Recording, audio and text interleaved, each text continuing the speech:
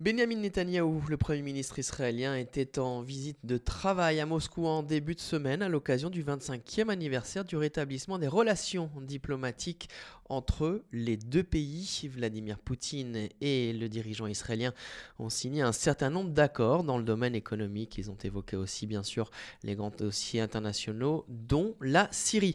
On en parle ce matin avec le journaliste et écrivain spécialiste de la Russie. Bonjour à vous Pierre Laurin. Bonjour. Pierre Laurin, on a l'impression que les intérêts entre Jérusalem et Moscou n'ont jamais été aussi convergents.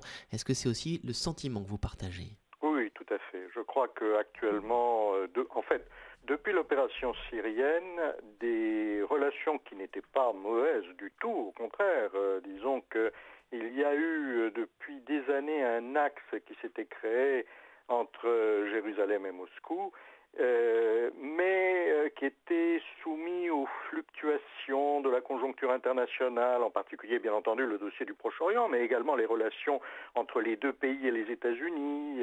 Il y avait toujours un petit bémol dans Mhm. des très bonnes relations. Mais là, le bémol a disparu. On est vraiment dans des relations, comme le disait Poutine à Netanyahou, ce sont des relations pratiquement d'alliance, ce sont des alliés sur le terrain de la lutte contre le terrorisme, bien sûr. Mais le fait que Vladimir Poutine n'ait pas jugé utile de préciser que c'était une alliance contre le terrorisme prouve bien que cette alliance peut aller au-delà. Et au-delà, c'est quoi? Eh bien, c'est un soutien plus affirmé de la Russie aux positions d'Israël sur les dossiers du Proche-Orient, même si Israël et la Russie ont des positions tout à fait divergentes, par exemple sur la Palestine. Mais les deux pays mettent de côté, gomment les aspérités Mhm. de leurs relations pour mettre en évidence ce qui va dans le bon sens et qui peut contribuer à une solution dans le conflit. Pierre Laurin, Israël a renoncé à son projet d'importation de gaz russe. Ça n'a pas bien sûr contenté Vladimir Poutine, mais pour autant on a l'impression que Vladimir Poutine a effacé un peu d'un trait de la main ce sujet de discorde.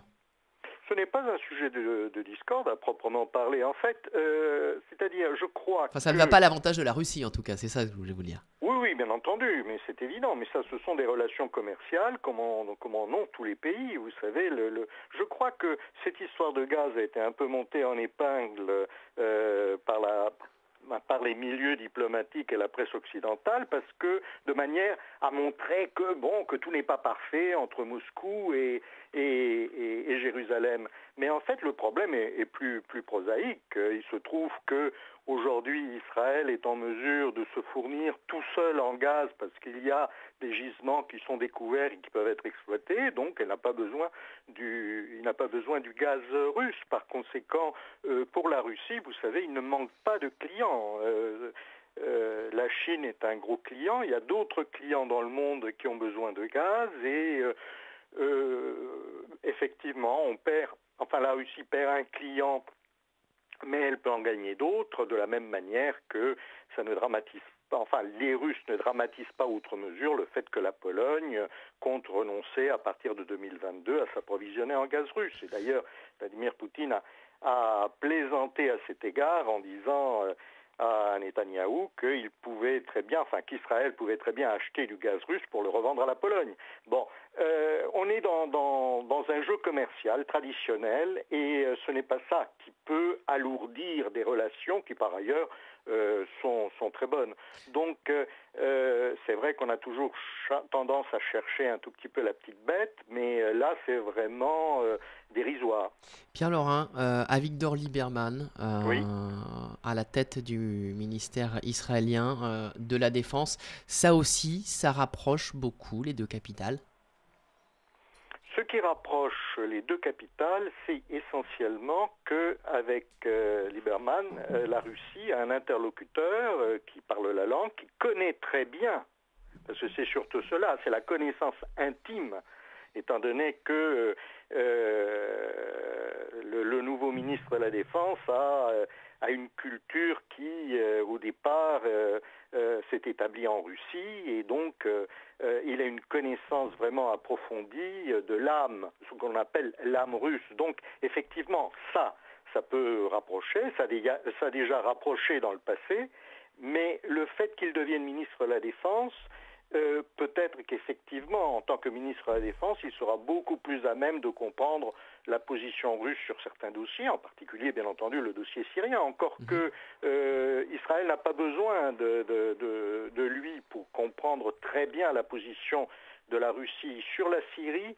Je crois qu'Israël considère que Moscou est un allié dans la mesure où il peut servir d'intermédiaire. Il peut servir d'intermédiaire pour limiter les ardeurs éventuellement belliqueuses, encore que maintenant ce ne soit plus le cas, mais dans le passé ça pouvait l'être, de Bachar el-Assad, des tendances un peu revanchistes pour récupérer le Golan ou autre.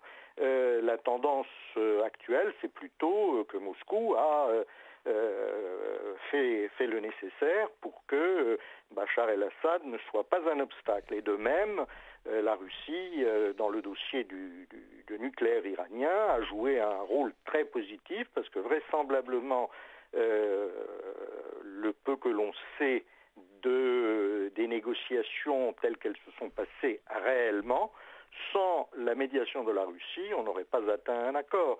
Donc, pour Israël, Moscou joue un rôle qui est très favorable, et de la même manière, Israël, c'est un pays qui s'est refusé à adhérer aux sanctions contre la Russie il y a 2 ans au moment de la crise ukrainienne. C'est un pays avec lequel Moscou trouve des connivences et des terrains d'entente, non seulement sur la lutte contre le terrorisme, mais également sur beaucoup d'autres dossiers internationaux. Donc, en fait, le nouveau ministre de la Défense ne va pas ajouter beaucoup là-dessus, mais effectivement, c'est un élément qui fait que le rapprochement est peut-être un peu plus important qu'il ne pourrait l'être sans lui. Mais Pierre, ça se joue à la marge, je crois. Pierre, alors, une dernière question. Le grand rabbin de Russie a dit récemment, donc Berel Lazar, que la Russie est snobée par certains pays, et qu'Israël est aussi plus ou moins ou de plus en plus dans la même situation, et donc que finalement le fait que la Russie soit un peu mise à l'écart, qu'Israël soit un peu mise à l'écart, finalement ça crée aussi un rapprochement entre ces deux pays. Oui, je crois que c'est effectif. Là, on le voit très bien. Les relations avec Israël pour la Russie sont excellentes, parce qu'elles sont nettement moins bonnes avec les autres pays occidentaux, et que par ailleurs, les relations se sont fortement dégradées entre Moscou et Ankara, et donc Moscou a besoin d'appui à l'extérieur, et d'appui sérieux. Moscou peut compter sur l'Inde, d'une certaine manière sur la Chine, mais avec la Chine, il faut toujours... C'est un jeu un peu biaisé, dans la mesure où les intérêts chinois ne sont pas ceux du reste du monde. Donc là, il y a un petit bémol, mais les relations avec la Chine sont excellentes, les relations avec l'Inde sont excellentes, les relations avec Israël, qui est un autre pilier, celui-là au Proche-Orient, sont également très bonnes, et Moscou a intérêt à ce que ce soit ainsi. De la même manière pour Israël, à partir du moment où les relations avec les États-Unis, même si l'alliance indéfectible n'est pas mise en question, mais en tout cas, il y a des tensions, il y a des incompréhensions, et jouer la carte de Moscou, c'est toujours utile pour montrer au reste du monde, aux pays occidentaux, que peut-être Israël n'a pas réellement autant besoin du soutien occidental que l'Occident l'imagine. Donc, en fait, c'est vrai que le rapprochement qui est très réel a beaucoup à voir avec les tensions et la situation internationale.